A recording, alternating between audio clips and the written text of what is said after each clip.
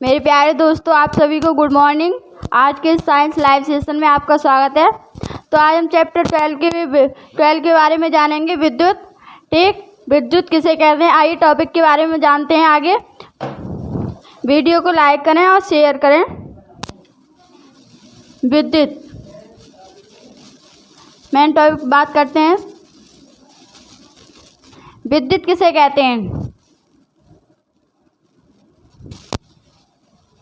अब जानेंगे हम विद्युत किसे कहते हैं।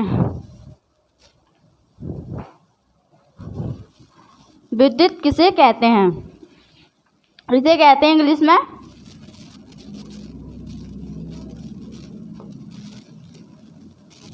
इलेक्ट्रिसिटी। विद्युत आवेशित कणों को आवेशित कणों जैसे इलेक्ट्रॉन, प्रोटॉन और न्यूट्रॉन आदि मिलकर के बने होते हैं। आदि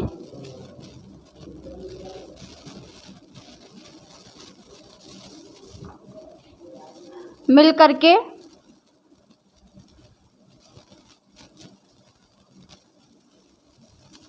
बने होते हैं, उन्हें विद्युत कहते हैं। आवेशित कणों जैसे इलेक्ट्रॉन, प्रोटॉन और न्यूट्रॉन आदि से मिलकर के बने होते हैं, उन्हें विद्युत कहते हैं। ठीक, अब हमने जाना विद्युत। आवेशित कणों जैसे इलेक्ट्रॉन, प्रोटॉन और न्यूट्रॉन को मिलकर के जो कण बनते हैं, जो मिलकर के आवेशित कण मिलते हैं, उन्हें विद्युत कहते हैं। अब बात करते हैं विद्युत धारा।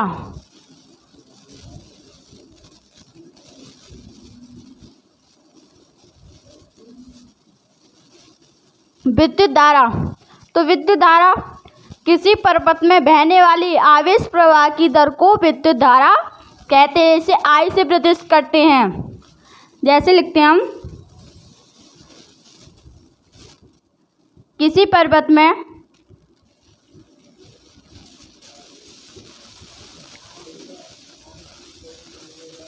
बहने वाली आवेश प्रवाह की दर को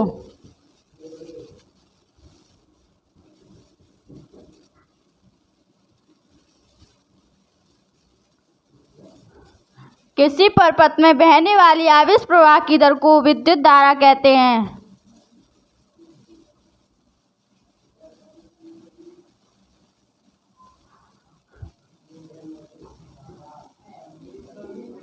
ठीक, विद्युत धारा किसी परपथ में बहने वाली आवेश प्रवाह की दर को विद्युत धारा कहते हैं।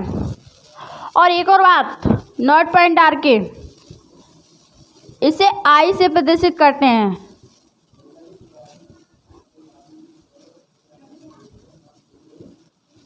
इसे आई से प्रदर्शित करते हैं।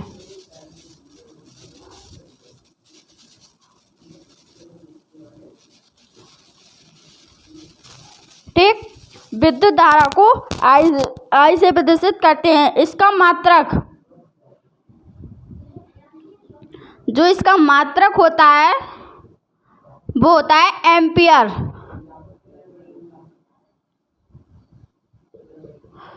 ठीक, अब इसके सूत्र लिखते हैं।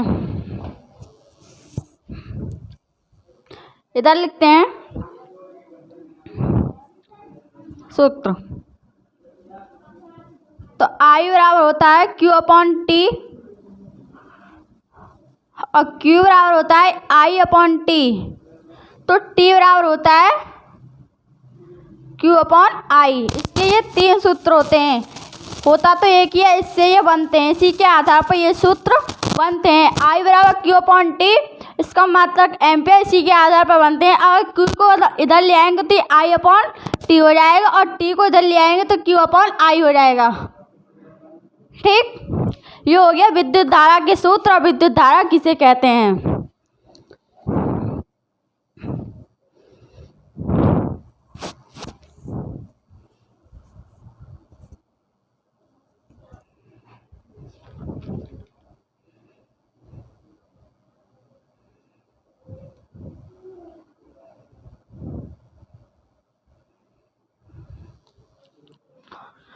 ठीक,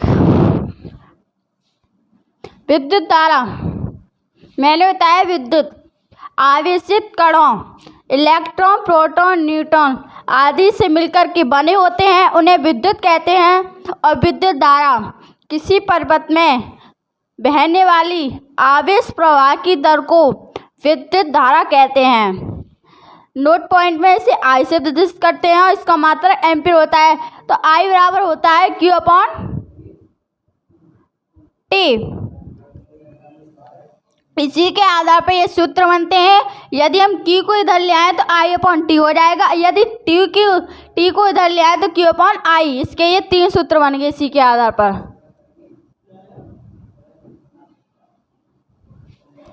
ठीक, अब इसी के आधार पर हम क्वेश्चन देखते हैं। आई हमें ज्ञात करनी है क्यू हमें दे रखा है 10 कूलाम और टी हमें दे रखी है 5 मिनट 5 सेकंड। टी का मात्रक सेकंड होता है, क्यू का मात्रक कूलाम होता है। इधर लिख देते हैं।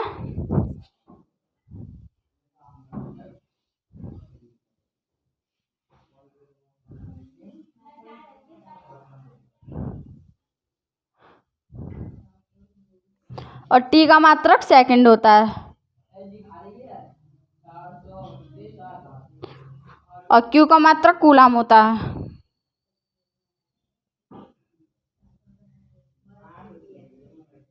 आई का तो मैंने बता ही दिया एम्पियर।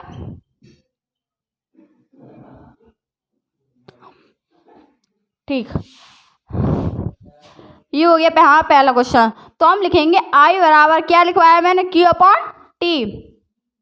क्यू अपॉन टी तो आई क्यू की वैल्यू कितनी हमारी 10 कूलाम और टी हमें दे रखी है 5 सेकंड। तो 5 दूनी 10 तो आई बराबर हो गया 2 एम्पियर। आई का मात्रक एम्पियर। ये हो गया हमारा क्वेश्चन।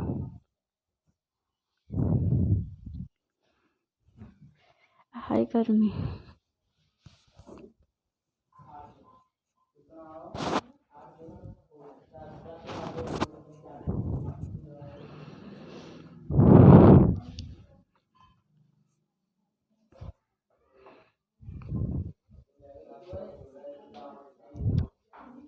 हो गया। आगे बढ़ते हैं।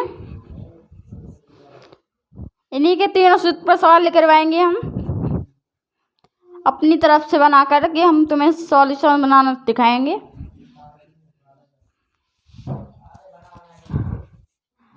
आई हमें दे रखी है 0.5 एम्पियर।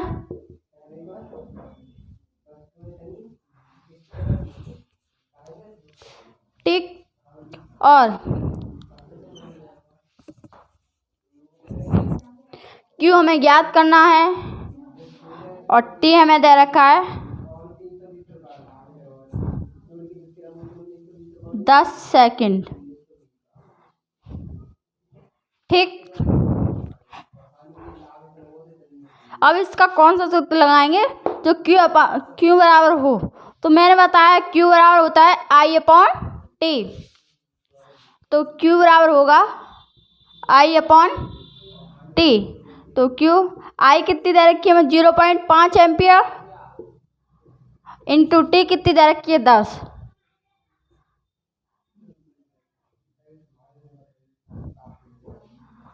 ये हो गया हमारा कूलाम।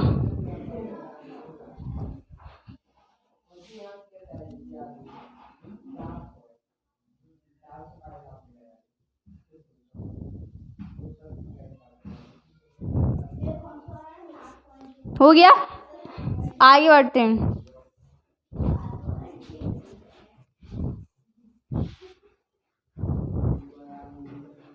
इसी के आधार पर तीनों सूत्र पर हम सवाल बताएंगे। अब हमें टी ज्ञात करनी है।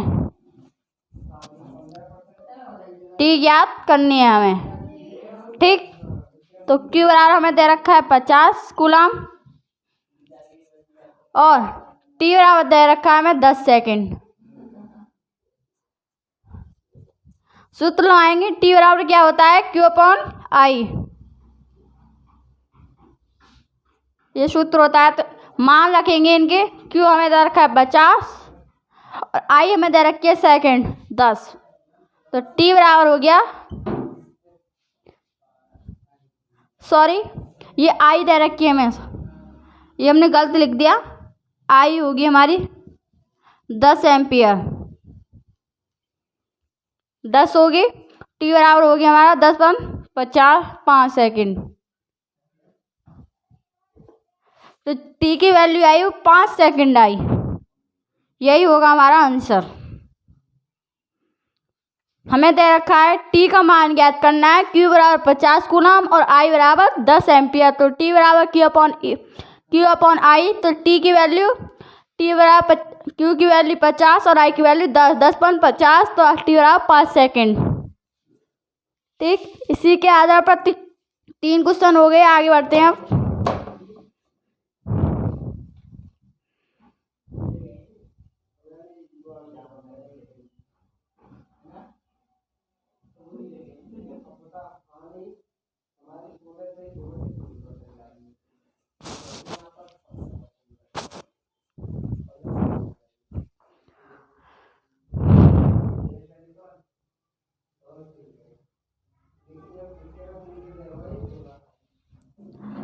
हो गया।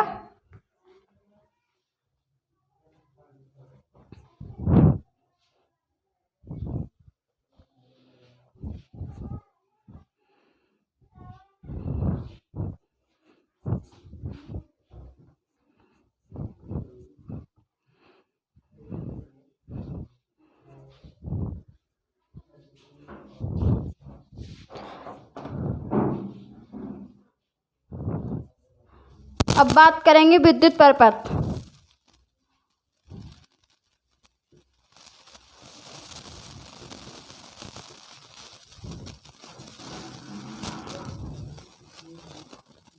विद्युत परपथ तो हम कहेंगे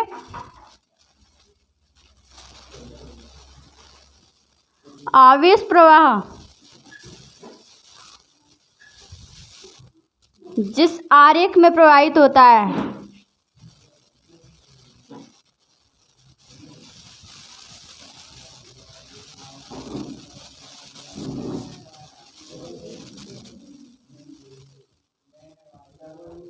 आवेश प्रवाह जिस आरेख में प्रवाहित होता है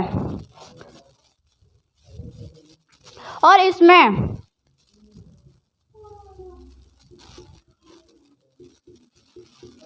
दोनों स्थितियां होती हैं,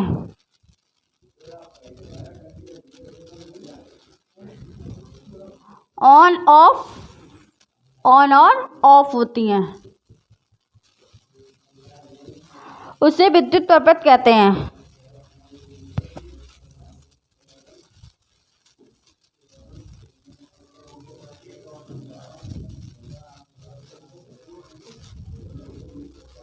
उसे विद्युत परपथ कहते हैं, ठीक। आवेश प्रवाह जिस आरेख में प्रवाहित होता है उसे विद्युत परपथ कहते हैं। इसमें दोनों स्थितियां होती हैं, ऑन और ऑफ, उसे विद्युत परपथ कहते हैं। विद्युत परपथ एक बार और बता देते हैं। आवेश प्रवाह जिस आरेख में प्रवाहित होता है उसे विद्युत परपथ कहते हैं। इसमें दोनों स्थितियां होती हैं, ऑन और ऑफ। अब बात करेंगे हम विद्युत विभव की।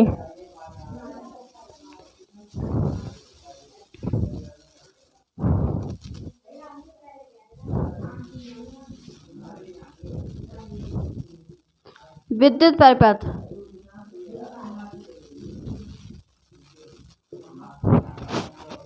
अब बात करेंगे विद्युत परपथ विद्युत क्षेत्र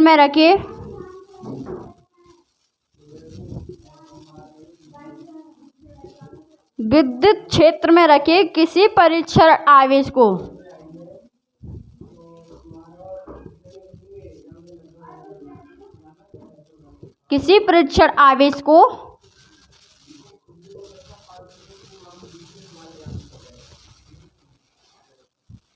को अनंत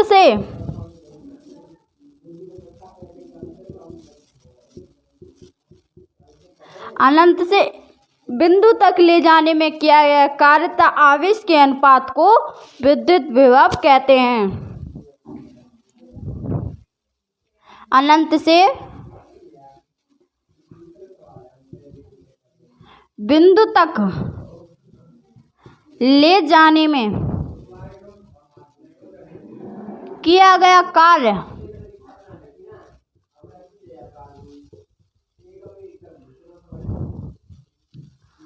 तथा आवेश के अनुपात को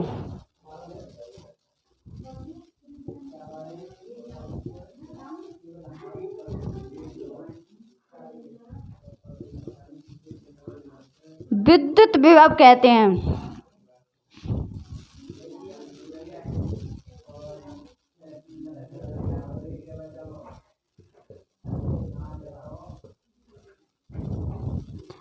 इसे B से प्रदर्शित करते हैं।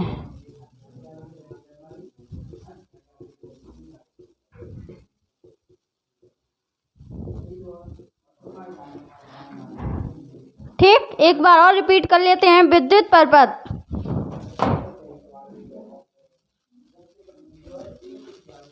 विद्युत क्षेत्र में रखे किसी परीक्षण आवेश को अनंत से बिंदु तक ले जाने में किया गया कार्य तथा आवेश के अनुपात को विद्युत विभव कहते हैं। इसे V से प्रदर्शित करते हैं। नोट पॉइंट डालें। V बराबर W/Q। इसका मात्रक वोल्ट होता है।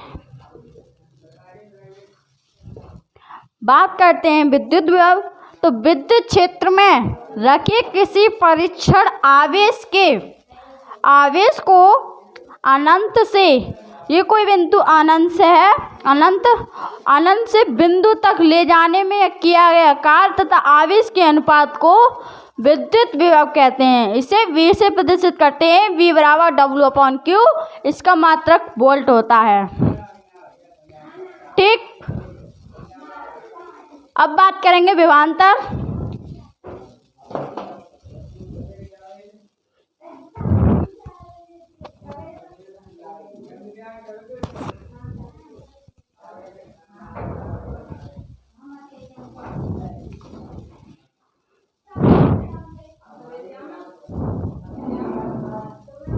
अब बात करेंगे हम विभवांतर।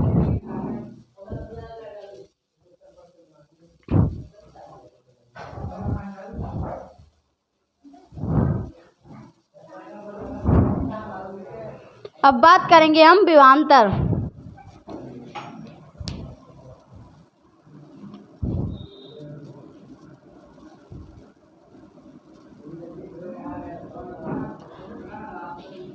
तो विद्युत क्षेत्र में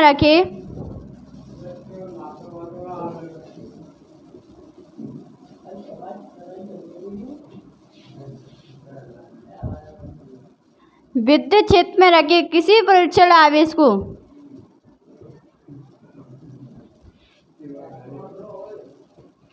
एक बिंदु से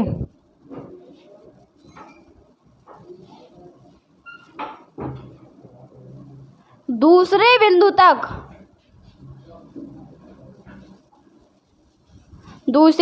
तक ले जाने में किया गया कार्य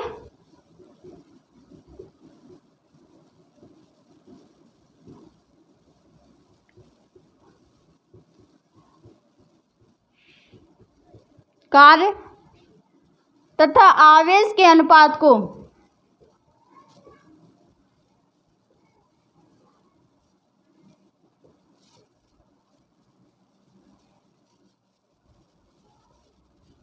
विभवांतर कहते हैं। आवेश के अनुपात को विभवांतर कहते हैं।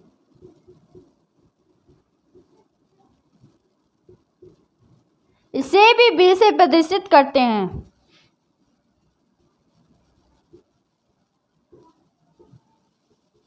V से प्रदर्शित करते हैं।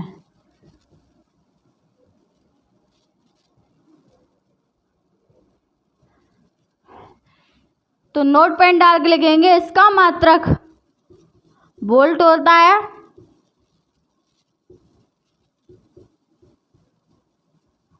तो V बराबर W/Q वोल्ट। ठीक। विद्युत परिपथ और विभवांतर में क्या अंतर आया? विद्युत क्षेत्र में रखे किसी परीक्षण आवेश को एक बिंदु तक, एक अनंत से बिंदु तक ले जाने में किया गया कार्य तथा आवेश के अनुपात को विद्युत विभव कहते हैं। और विभवांतर विद्युत क्षेत्र में रखे किसी परीक्षण आवेश को एक बिंदु से दूसरे बिंदु तक ले जाने में किया गया कार्य तथा आवेश के अनुपात को विभवांतर कहते हैं। विद्युत परिपथ में हम अनंत से बिंदु तक ले जा रहे थे और विभवांतर में एक बिंदु से दूसरे बिंदु तक। इस दोनों को V से प्रदर्शित करते हैं और इनका मात्रक वोल्ट होता है। ठीक।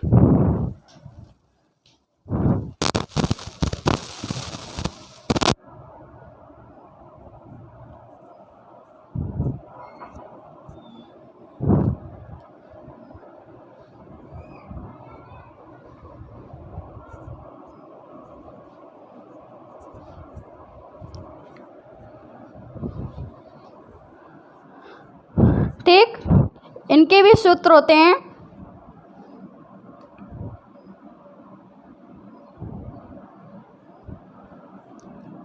V बराबर W/Q, तो Q बराबर W/V, तो V बराबर QW।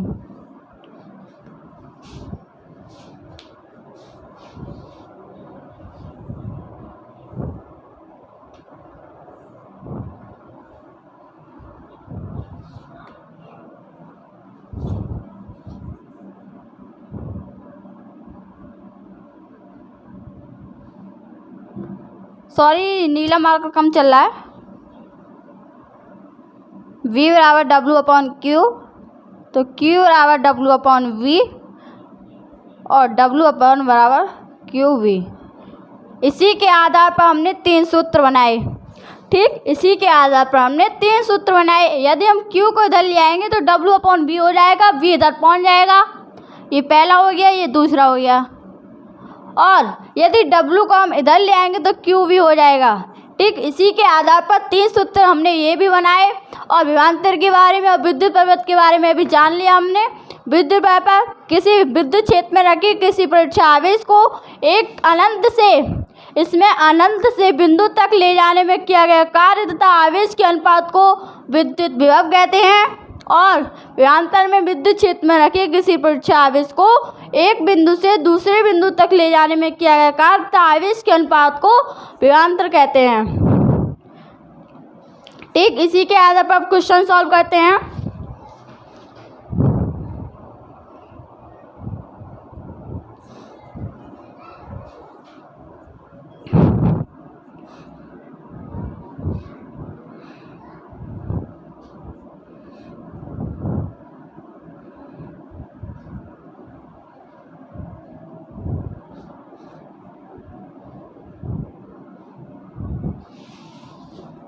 इन्हीं के आधार पर हम क्वेश्चन सॉल्व करेंगे। अपनी तरफ से बनाएंगे हम।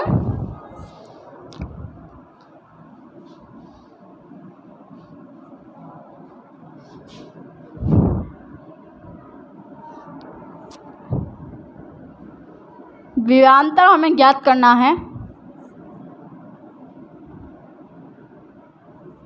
W बराबर 40 बार दे रखा है हमें और Q बराबर हमें दे रखा है 10 कूलाम। तो उसमें बहने वाले विभवांतर का मान ज्ञात कीजिए। तो B बराबर हमने क्या बताया था? W/Q। तो V बराबर W का आता है 40 और Q कितने हमारे 4। ठीक। तो इससे कैंसिल ये हो जाएगा, V बराबर हो जाएगा हमारा 10 विभवांतर 10 वोल्ट। ठीक, ये हो गया हमारा पहला क्वेश्चन।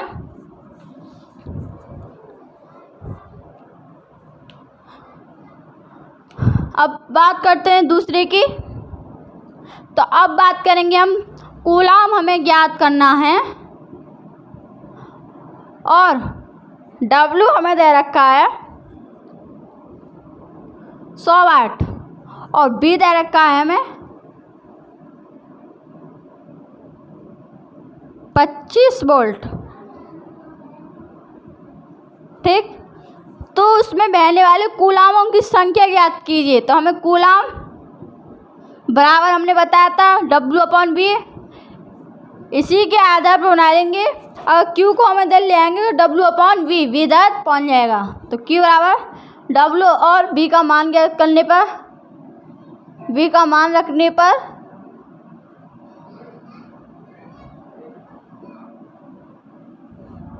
तो W कितना है हमारा 100 वाट और B कितना है हमारा 25 चौका 100, तो 4 कूलाम आई।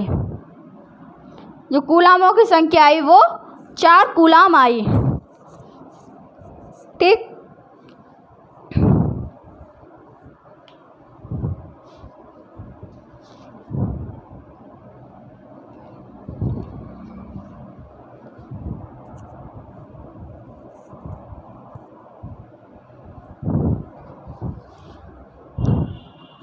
हो गया।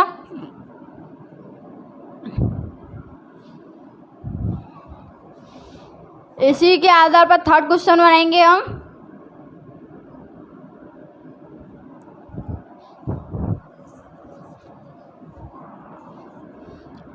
W हमें ज्ञात करना है और जो कूलामों की संख्या है हमें 10 दे रखी है, V बराबर दे रखा है 2 वोल्ट। ठीक, तो इसमें W का मान ज्ञात करना है। अब हम सूत्र कौन सा लगाएंगे, हमने बताया था Q बराबर होता है, V बराबर होता है W/Q। तो हमें क्या W लेनी है इधर, तो W का मान इधर लेंगे तो हमें हो जाएगा WQ/V। तो W बराबर Q हमें कितना रखा है 10 कूलाम और V कितना रखा है 2 वोल्ट। तो W बराबर 20 जूल। ठीक, मैंने बताया। अब इसका Q का मात्रक होगा, जो Q का मात्रक होगा वो कूलाम होगा और जो V का मात्रक होगा वोल्ट होगा और जो W का मात्रक होगा वो जूल होगा। इसी के आधार पर हमने तीनों की मात्रक भी दिखा दिए, तीनों के आधार पर सूत्र भी दिखा दिए और क्वेश्चन भी सॉल्व कर दिया। ठीक, आगे बढ़ते हैं अब।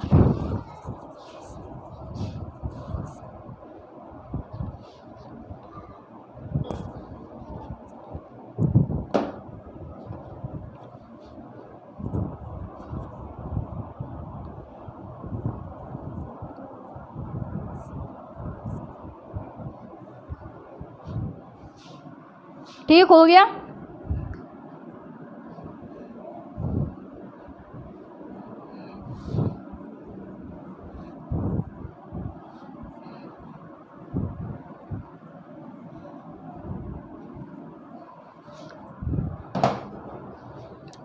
अब बात करेंगे हम ओम का नियम।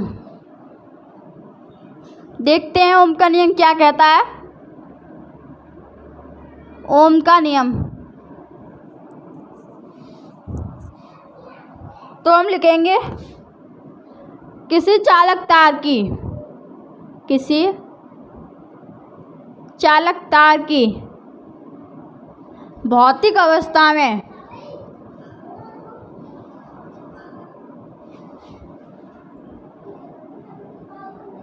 जैसे ताप, दाब, द्रव्य में कोई परिवर्तन न किया जाए,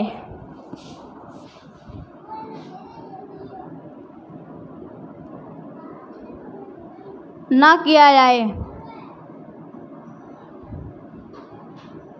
तो उसमें बहने वाली धारा का मान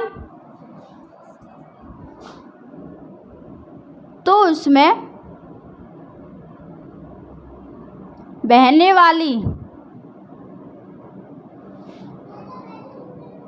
धारा का मान तथा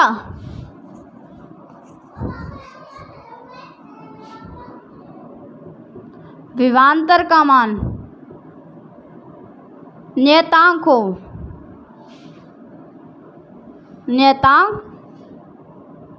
हो उसे ओम का नियम कहते हैं।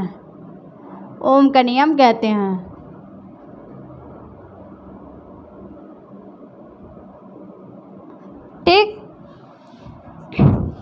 किसी चालक तार की भौतिक अवस्था जैसे ताप दाब द्रव्य में कोई परिवर्तन न किया जाए तो उसमें बहने वाली धारा का मान तथा विभवांतर का मान नियतांक हो उसे ओम का नियम कहते हैं। ठीक।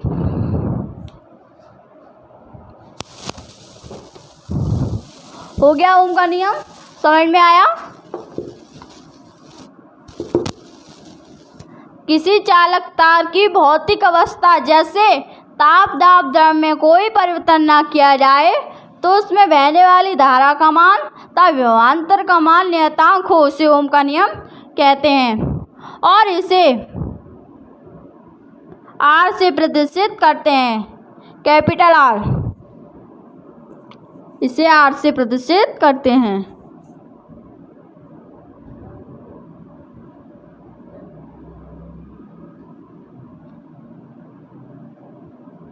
और इसका मात्रक, इसे नोट पॉइंट डाल लें, जो इसका मात्रक होता है वो ओम होता है। ठीक। तो हम लिखेंगे किसी चालक तार की भौतिक अवस्था ताप दाब द्रव्य में कोई परिवर्तन न किया जाए तो उसमें बहने वाली धारा तथा विभवांतर का मान नियतांक हो, जैसे R बराबर V/I बराबर नियतांक।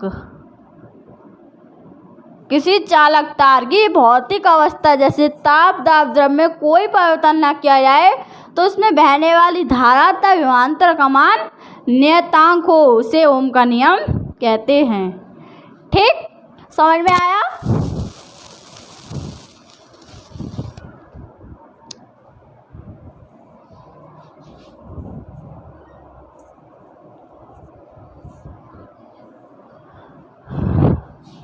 इन्हीं के आधार पर 3 सूत्र बनते हैं।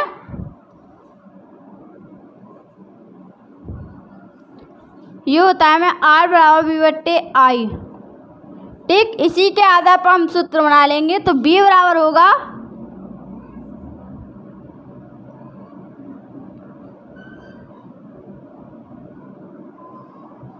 I बराबर होगा, इसी के आधार पर हम सूत्र बनाएंगे।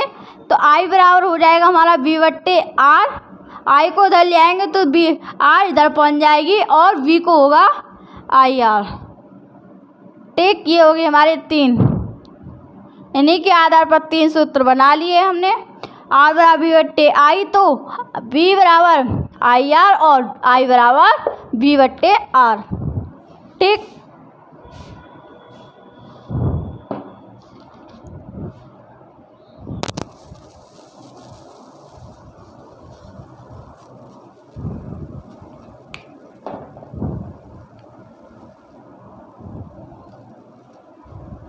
इसी के आधार पर हम एक क्वेश्चन लेते हैं। ठीक,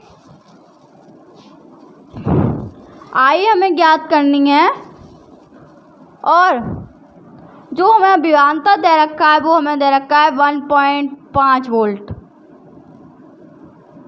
और जो R दे रखा है हमें दे रखा है 0.5। तो उसमें बहने वाली धारा का मान ज्ञात कीजिए। अब इसमें हम कौन सा सूत्र लगाएंगे भाई? R बराबर V/I होता है तो I बराबर क्या होगा? तो I बराबर होगा V/R। तो हम लिखेंगे V तथा आर का मान रखने पर।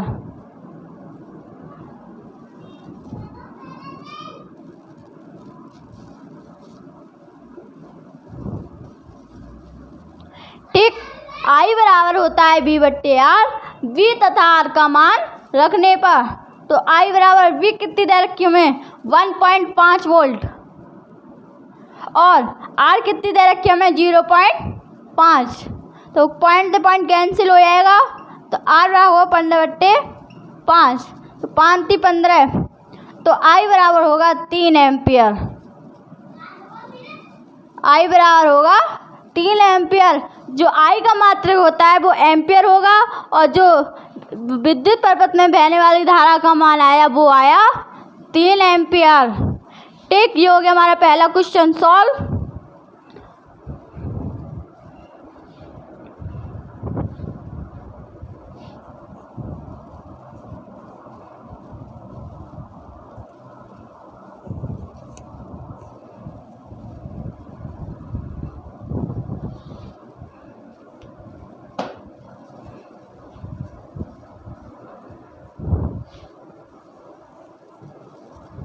हो गया।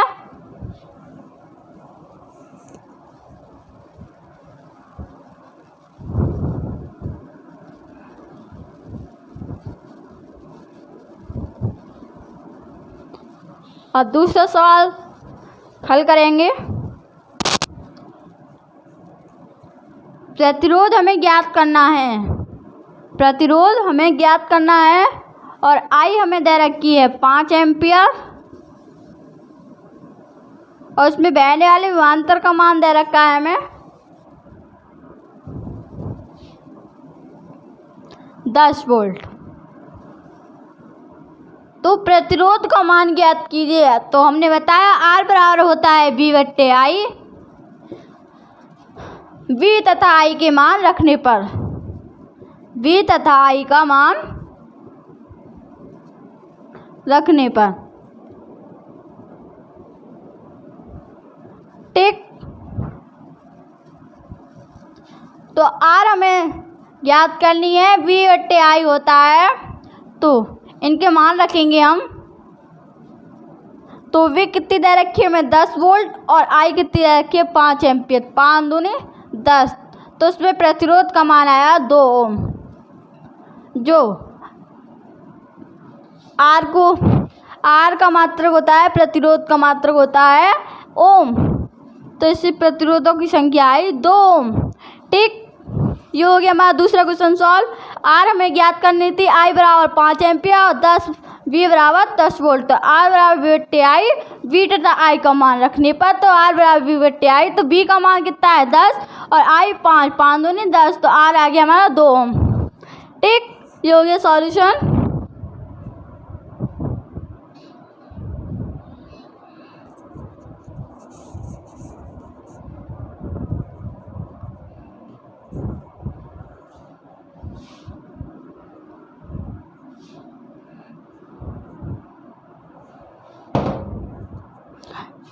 इसी के आधार पर थर्ड क्वेश्चन बनाएंगे हम। बी हमें ज्ञात करनी है, विभवांतरों ज्ञात करना है हमें, और आई हमें दे रखी है 1 एम्पियर। ठीक, और प्रतिरोध हमें दे रखा है 10 ओम। तो विभवांतर कितना होगा, वी बराबर हमें बताया आई आर, वी को इधर ले आएंगे तो आर इधर पहुंच जाएगी, तो आर वी को इधर ले आएंगे तो आर इधर पहुंच जाएगी, वी बराबर आई आर। तो वी आई तथा आर का मान रखने पर आई कितनी दे रखी है हमें 1 एम्पियर, और आर कितना दे रखा है 10 ओम, तो बी बराबर भी आएगा हमारा 10 वोल्ट। जो बी का मात्रक होता है वो वोल्ट होता है। ठीक,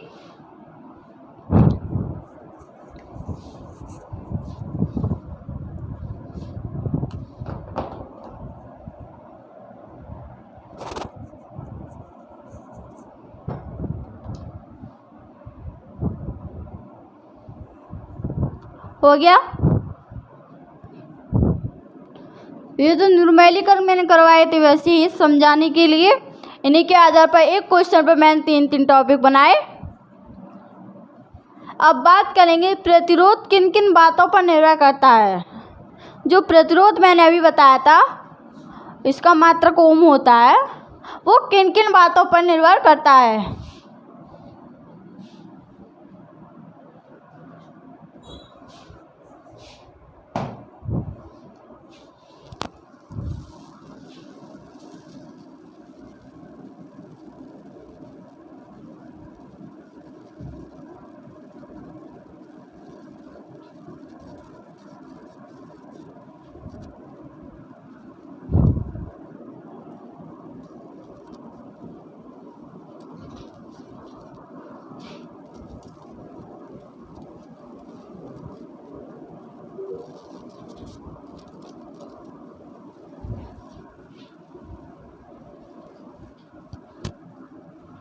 प्रतिरोध किन किन बातों पर निर्भर करता है।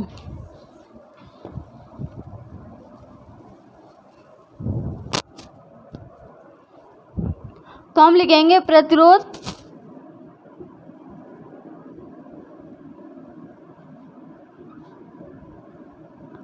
निम्न बातों पर निर्भर करता है।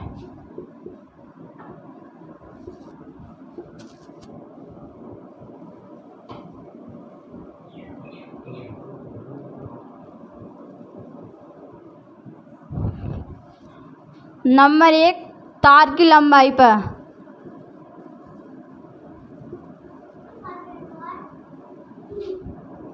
नंबर 2, क्षेत्रफल पर।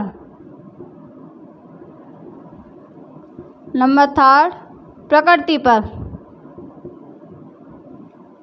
ठीक, अब इनके बारे में जानकारी लेंगे हम।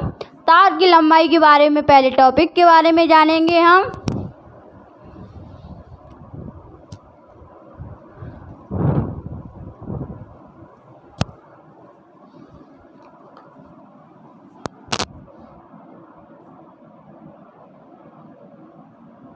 अब बात करेंगे हम पहले टॉपिक की, तार की लंबाई। यहाँ डाल लेते हैं हम तार की लंबाई। तो हम कहेंगे प्रतिरोध तार की लंबाई पर किस तरह पर निर्भर करता है। तो हम लिखेंगे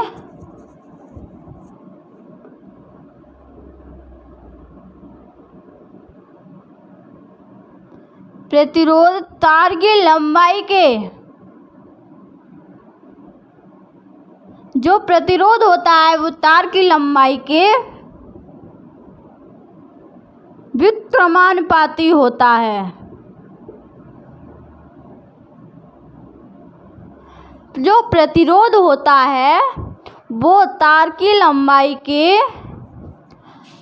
प्रतिरोध तार की लंबाई के अनुक्रमानुपाती होता है। अनुक्रमानुपाती होता है। प्रतिरोध तार की लंबाई के अनुक्रमानुपाती होता है।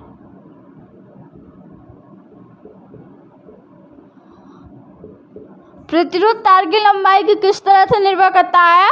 जो प्रतिरोध होता है वो तार की लंबाई के अनुक्रमानुपाती होता है। यदि तार की लंबाई बढ़ेगी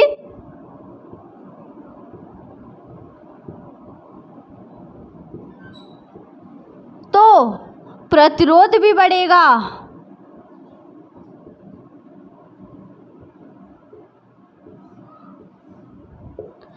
ठीक, तार की लंबाई की तरह प्रतिरोध तार की लंबाई के किस तरह निर्भर करता है। जो प्रतिरोध तार की लंबाई के अनुक्रमानुपाती होता है। यदि तार की लंबाई बढ़ेगी तो प्रतिरोध भी बढ़ेगा। जैसे R अनुक्रमानुपाती L। ये हो गया हमारे फर्स्ट रिवीजन।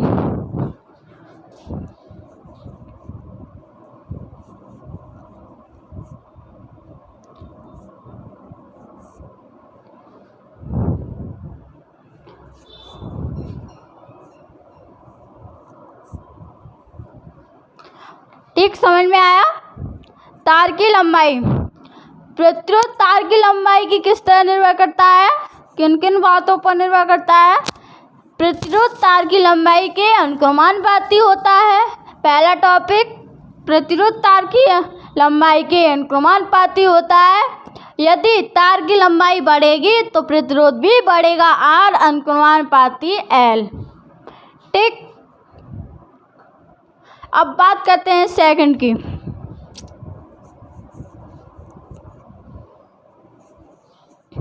क्षेत्रफल।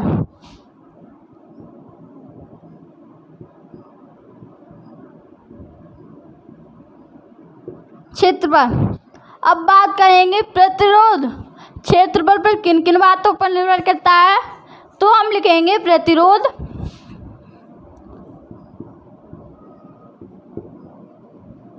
जो प्रतिरोध होता है वो क्षेत्रफल के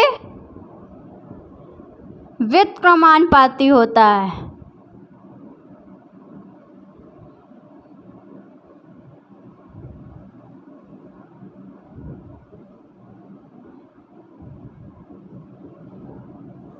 ठीक, पहला टॉपिक, प्रतिरोध क्षेत्रफल के व्युत्क्रमानुपाती होता है और तार की लंबाई प्रतिरोध तार की लंबाई के अनुक्रमानुपाती होता है।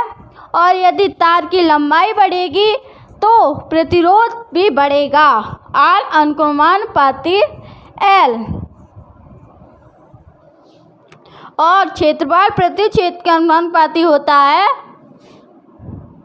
यदि किसी पदार्थ का क्षेत्रफल बढ़ा दें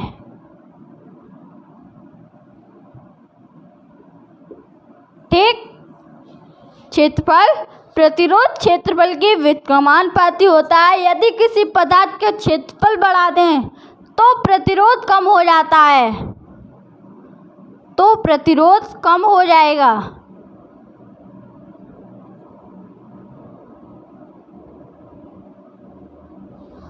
ठीक, प्रतिरोध क्षेत्रफल के व्युत्क्रमानुपाती होता है। यदि किसी पदार्थ का क्षेत्रफल बढ़ा दें तो प्रतिरोध भी कम हो जाएगा।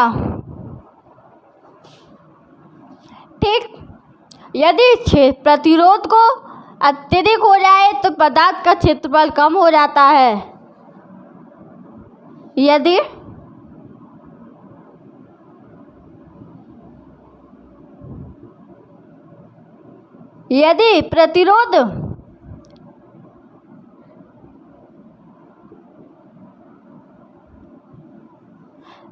प्रतिरोध बढ़ जाए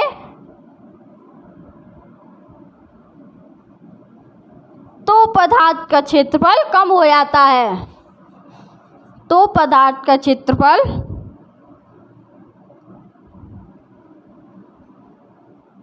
कम हो जाएगा। ठीक, समझ में आया। तार की लंबाई प्रतिरोध तार की लंबाई के अनुक्रमानुपाती होता है। सॉरी, 2 बार लिख गया। प्रतिरोध तार की लंबाई के अनुक्रमानुपाती होता है। यदि तार की लंबाई बढ़ेगी तो प्रतिरोध भी बढ़ेगा। और क्षेत्रफल प्रतिरोध क्षेत्रफल के व्युत्क्रमानुपाती होता है। यदि किसी पदार्थ का क्षेत्रफल बढ़ा दें तो प्रतिरोध कम हो जाता है, और प्रतिरोध बढ़ जाए तो क्षेत्रफल कम हो जाता है। ठीक, समझ में आ गया। ओके, और ये मैंने लिखा आर अनुक्रमानुपाती एल, तो इसका होगा आर अनुक्रमानुपाती ए। ये होगी हमारी second division. Okay, clear.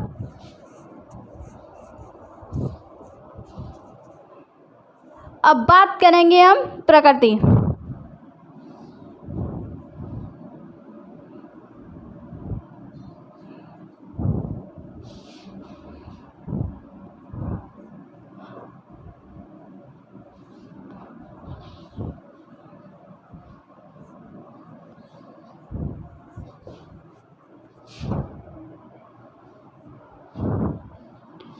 Number 3 होगा हमारा प्रकृति। ठीक, इसको भी साफ कर देते हैं हम।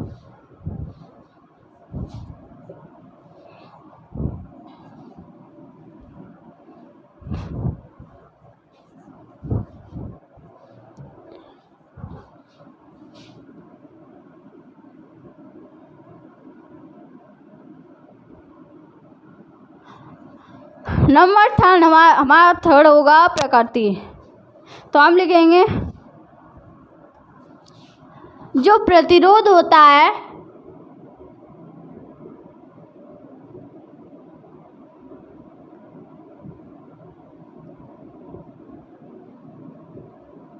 प्रतिरोध पदार्थ के क्षेत्रफल पर निर्भर करता है।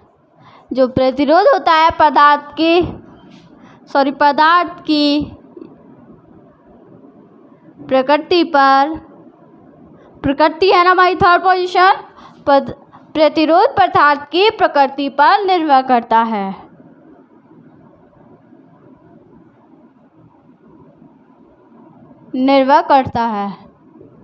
ठीक, समझ में आया?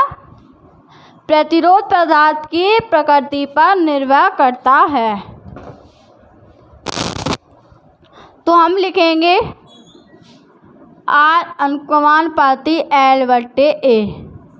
ठीक, ये होगी हमारी 3rd पोजीशन।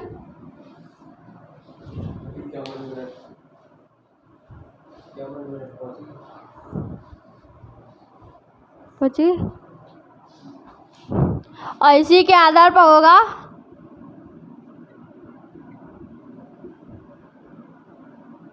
ये होगी हमारी प्रतिरोध किन किन बातों पर निर्भर करता है। ठीक, आज के लिए इतना काफ़ी। ठीक, आगे हम समांतर क्रम और श्रेणी क्रम के बारे में जानेंगे।